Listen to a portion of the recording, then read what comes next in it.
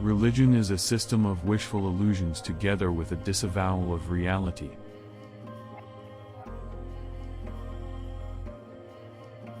In the depths of my heart, I can't help being convinced that my dear fellow men, with a few exceptions, are worthless.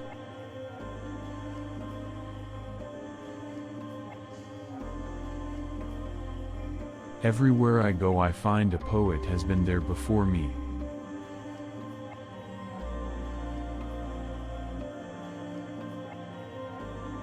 When making a decision of minor importance, I have always found it advantageous to consider all the pros and cons.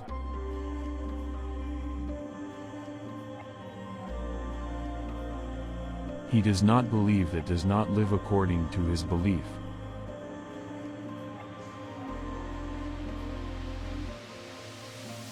Religion is an attempt to get control over the sensory world, in which we are placed, by means of the wish world, which we have developed inside us as a result of biological and psychological necessities. It is that we are never so defenseless against suffering as when we love, never so helplessly unhappy as when we have lost our loved object or its love.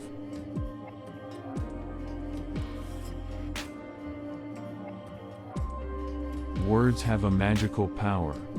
They can bring either the greatest happiness or deepest despair.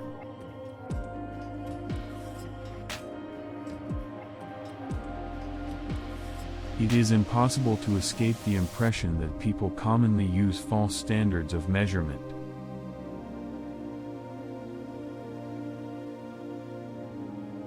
Future ages will produce further great advances in this realm of culture, probably inconceivable now, and will increase man's likeness to a god still more.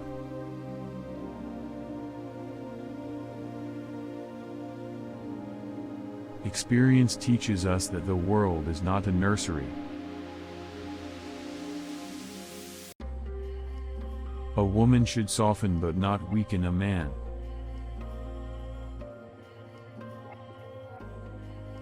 Where does a thought go when it's forgotten?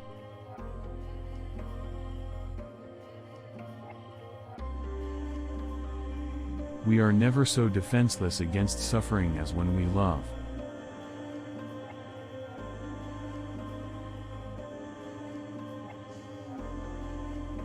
Being entirely honest with oneself is a good exercise. If you like the content, support my channel, like, and subscribe.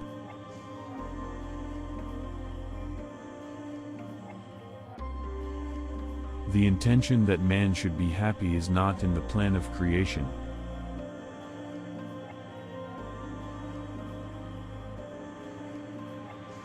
He that has eyes to see and ears to hear may convince himself that no mortal can keep a secret.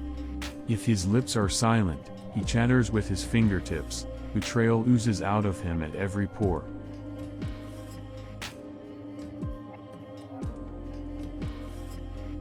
The great question that has never been answered, and which I have not yet been able to answer, despite my 30 years of research into the feminine soul, is what does a woman want?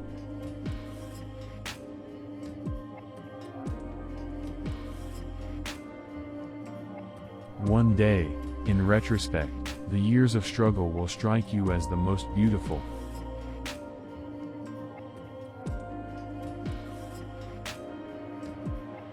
Just as no one can be forced into belief, so no one can be forced into unbelief.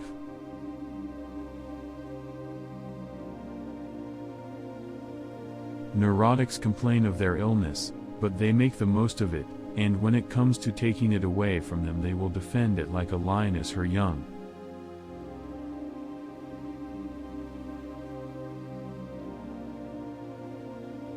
Words are capable of arousing the strongest emotions and prompting all men's actions.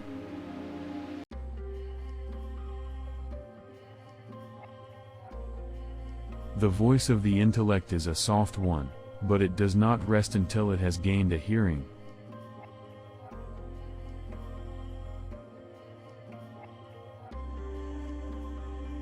The virtuous man contents himself with dreaming that which the wicked man does in actual life.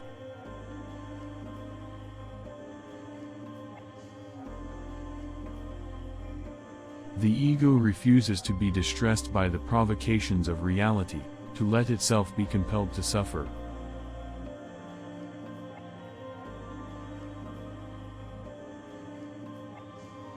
The pleasure of satisfying a savage instinct, undomesticated by the ego, is incomparably much more intense than the one of satisfying a tamed instinct.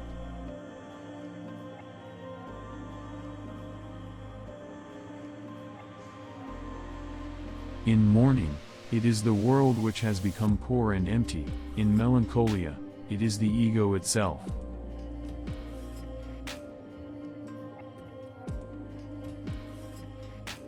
One might compare the relation of the ego to the id with that between a rider and his horse.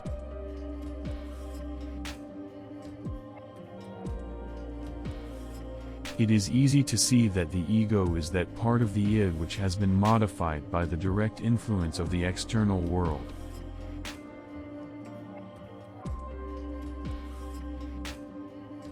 Every normal person, in fact, is only normal on the average. His ego approximates to that of the psychotic in some part or other and to a greater or lesser extent.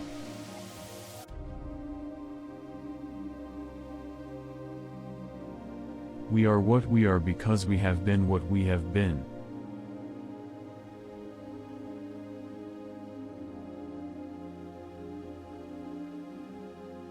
Dreams may be thus stated, they are concealed realizations of repressed desires.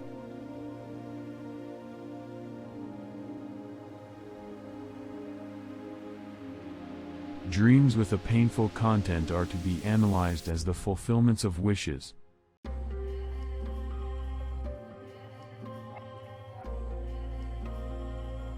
The dream is a sort of substitution for those emotional and intellectual trains of thought.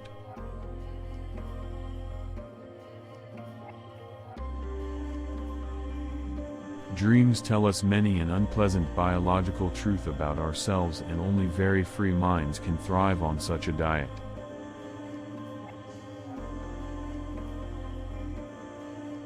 Self-deception is a plant which withers fast in the pellucid atmosphere of dream investigation.